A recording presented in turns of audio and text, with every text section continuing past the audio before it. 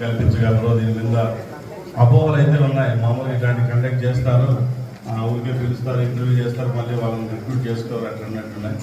But ఈరోజు ఇక్కడ ఇప్పుడు చూస్తుంటే ఈవినింగ్ టైం 1:2 రేషియోలో ఇక్కడ ఇంత మటుకు రిక్రూట్మెంట్ జరిగిందంటే వెరీ హ్యాపీ.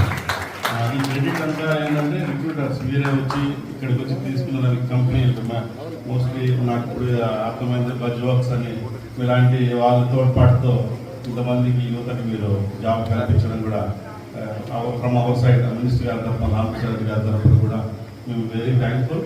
ఇలాంటి మేము 2-3 months ఒకసారి ఇలాంటి తోడ్పాటుతో ఖచ్చితంగా ఇలాంటి రాయచూటి పట్టణంలో పరిసర 10-12 మండలాలు ఉన్నాయి.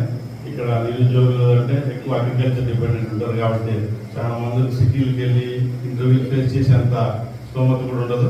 ఇలాంటి వారి తోడ్పాటుతో ఇలాంటి మరీ కొన్ని కనెక్ట్ చేయాలని, అలాగే ఈ యొక్క మేళాన్ని